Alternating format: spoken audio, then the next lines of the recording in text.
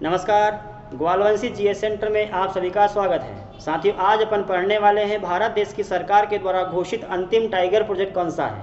भारत देश का अंतिम नेशनल पार्क कौन सा है और अंतिम टाइगर प्रोजेक्ट कौन सा है। अब देखिए, बात आई है फॉरेस्ट की, तो कुछ क्वेश्चन आपके सामने में रखता हूँ, हो सके इनके आंसर आपको बन जाए, जो एग्जाम की वजह से बहुत इंपॉर्टेंट है। भारत देश में अंतिम टाइगर प्रोजेक्ट कौन सा है, भारत देश का पहला नेशनल पार्क कौन सा था, भारत देश में टाइगर प्रोजेक्ट को कौन सी संस्था घोषित करती है। तो आइए हम यहाँ पर टॉपिक समझते हैं। साथ सबसे पहले देखते हैं फॉरेस्ट के बारे में कि फॉरेस्ट कितने प्रकार का होता है। फॉरेस्ट 3 प्रकार का होता है। एक होता है साथियों आरक्षित वन, एक होता है संरक्षित वन और एक होता है अवर्गीकृत वन। यदि 100% भाग में फॉरेस्ट पाया जाता है तो इसमें से 65% भाग पर आरक्षित है, 33% भाग पर संरक्षित है और 2% भाग पर अवर्गीकृत वन पाए जाते हैं। इनकी परिभाषा कौन बताता है? साथ ही देखना, इस प्रकार के यहाँ ग्लोब बनाया 0 डिग्री भारत देश, यहाँ पर एक देश, इस देश का नाम स्विट्जरलैंड है और स्विट्जरलैंड के ग्लेड नामक स्थान पर IUCN की स्थापना की गई है। International union for conservation and nature, जिसकी स्थापना 1948 में की गई है, जिसने काम करना 1954 में शुरू किया था। इसी के द्वारा रेड डाटा बुक और ग्रीन डाटा बुक जारी की जाती है, जो कि 1963 में पहली बार चालू की गई थी, जो मैं अगले वीडियो में बताऊंगा। तो साथ ही देखेंगे IUCN की दूसरी अनुसूची में उल्लेखित वह निश्चित स्थान जिसका एरिया डिसाइडेड हो, जहां पर विशेष प्रकार के पशु पक्षी प्राणी जंतु वहां पर पाए जाते हो, इसे आरक्षित वन कहते हैं। इसको भी साथियों 3 भागों में बांट देते हैं। हम पढ़ रहे हैं अंतिम टाइगर प्रोजेक्ट, लेकिन उसको पढ़ने के लिए बेसिक समझना पड़ेगा। 20 से हम टॉपिक नहीं उड़ सकते, इसको बेसिक समझना ही पड़ेगा। तो यहाँ होता है साथियों, एक होता है नेशनल पार्क, एक होता है अभ्यारण्य और एक होता है बायोस्फीयर रिजर्व। वर्तमान में कितने कितने हैं साथियों? ये वर्तमान में ये जो है 112 नेशनल पार्क है, 544 अभ्यारण्य है और 18 बायोस्फीयर रिजर्व है। तो जो नेशनल पार्क है और अभ्यारण्य है, इनमें से टाइगर प्रोजेक्ट की यदि हम बात करें साथियों, तो टाइगर प्रोजेक्ट घोषित कौन करता है? यहाँ पर देखना, यहाँ पर इस प्रकार से बनाया भारत का मानचित्र, मध्य प्रदेश, यहाँ पर यह है दिल्ली। साथियों, दिल्ली में एक संस्था है, उस संस्था का नाम है NCTA, national conservation of tiger authority. इसकी स्थापना 2005 में भारत सरकार ने स्थापित किया है। जब स्थापना 2005 में हुई है तो इसने काम करना शुरू कर दिया कि टाइगर को कैसे बचाना है, भारत देश में बाघों को पालने के लिए किस प्रकार से काम करना है, ये अब करता है NCTA के द्वारा 2021 में रिपोर्ट आई हुई है। इसने अंतिम टाइगर प्रोजेक्ट का नाम बता दिया है। जब बात आई है टाइगर प्रोजेक्ट की, तो मैं बेसिक कुछ आपको नॉलेज दे रहा हूँ। साथ ही देखेंगे यहाँ पर इस प्रकार का भारत का मानचित्र है, मध्य प्रदेश, यहाँ पर दिल्ली। भारत देश में 1973 से टाइगर प्रोजेक्ट की शुरुआत की थी।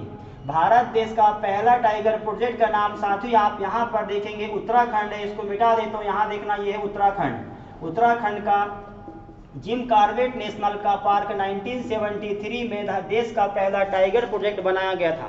भारत देश का सबसे पहला टाइगर प्रोजेक्ट जिम कॉर्बेट है, जबकि सबसे बड़ा टाइगर प्रोजेक्ट कौन सा है? तो यहाँ पर देखना, आंध्र प्रदेश का श्रीशैलम, जो श्रीशैलम नेशनल पार्क है, 3745 स्क्वायर किलोमीटर में फैला हुआ है, देश का सबसे बड़ा टाइगर प्रोजेक्ट है। देश का पहला टाइगर प्रोजेक्ट, देश का सबसे बड़ा टाइगर प्रोजेक्ट। मध्य प्रदेश की यदि बात करें साथियों, यहाँ पर इस प्रकार से मध्य प्रदेश, यहाँ पर छिंदवाड़ा है और मध्य प्रदेश में 7 टाइगर प्रोजेक्ट है। 7 टाइगर प्रोजेक्ट को अलग से मैं पढ़ा दूंगा। यहाँ पर अभी मेरा उद्देश्य है कि भारत देश का जो अंतिम टाइगर प्रोजेक्ट का नाम बताना, उसको समझने के लिए हमें NCTA को समझना पड़ा। National conservation of tiger authority की स्थापना 2005 में हुई है। इसके द्वारा टाइगर प्रोजेक्ट घोषित किया जाता है। 112 नेशनल पार्क, 544 अभ्यारण्य, 18 बायोस्फीयर रिजर्व। साथियों 18 में से 12 नेशनल बायोस्फीयर रिजर्व को यूनेस्को ने घोषित कर दिया है।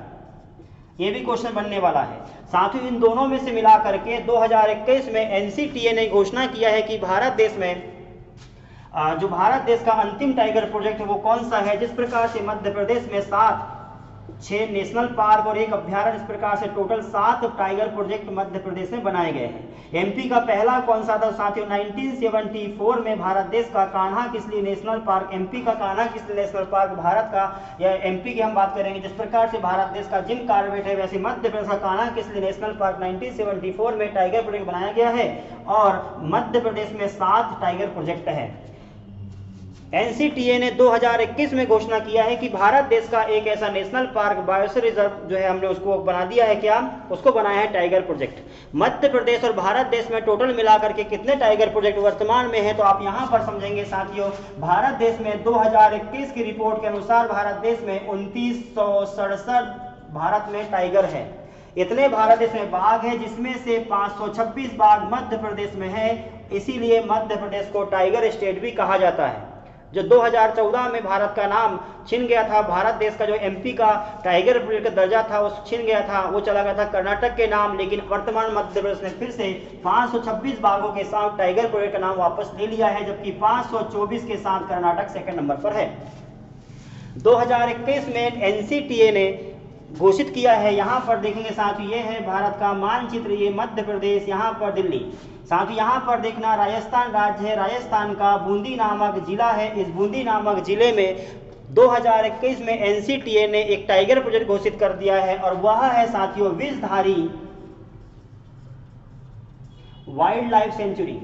Vishdhari wild life sanctuary Bharat देश में उसने टाइगर प्रोजेक्ट में शामिल कर दिया है। इस प्रकार से टाइगर प्रोजेक्ट में शामिल होने वाला Vishdhari wild life sanctuary Rajasthan का चौथा टाइगर प्रोजेक्ट है और भारत देश का टोटल 52वें नंबर का टाइगर प्रोजेक्ट है। इस प्रकार से टोटल नेशनल पार्क और अभ्यारण्य में से मिलाकर के टाइगर प्रोजेक्ट कितने हैं, तो ये हो जाते हैं 52।